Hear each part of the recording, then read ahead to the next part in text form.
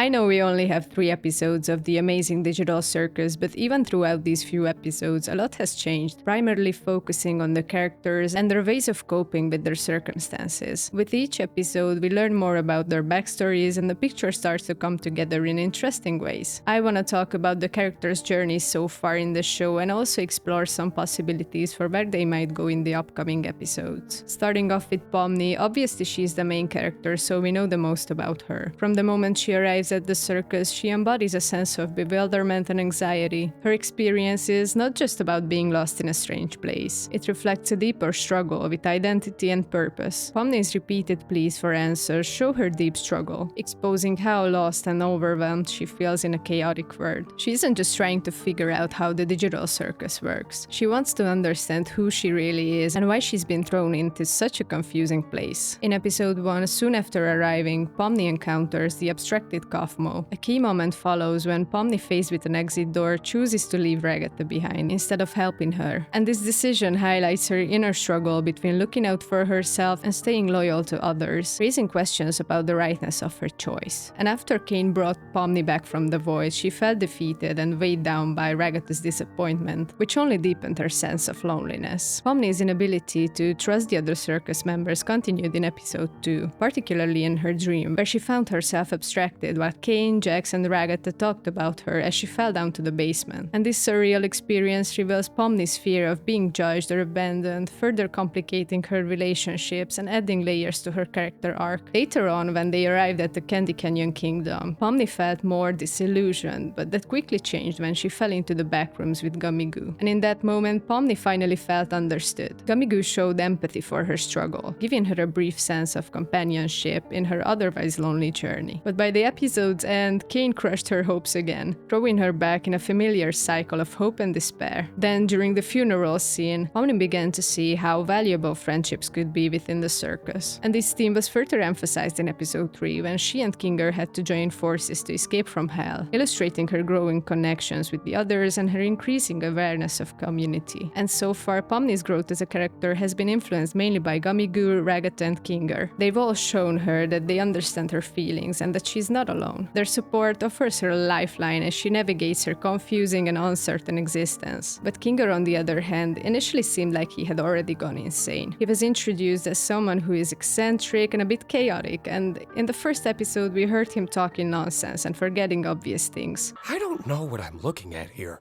While he appeared harmless, he still ended up causing trouble for the other characters in all 3 episodes. For instance, in episode 1, he pulled Gangl down with him to the glowing hole. Then he let Zubo be swallowed by the glowing queen. In episode 2, he threw an anchor at Pomni, which caused their truck to fall into the chocolate lake, showcasing his reckless nature. Then in episode 3, he pulled Pomni with him through the extra scary door. However, episode 2 also contained a foreshadowing moment that now makes perfect sense, given what we've learned about his backstory. When Kinger and Ragata were talking on top of the truck, with Kinger wearing a bucket over his head, he seemed to remember things from his past. And now we know that the darkness brings him comfort, allowing him to revisit his memories when he's in the dark. And this is why he has a pillow fort in the circus. It's a space where he can find privacy and connect with the memory of his abstracted wife, Queenie. We also know that Kinger studied computer science, which may play a significant role in the upcoming episodes. His background in tech could prove crucial as the characters navigate the complexities of their digital environment.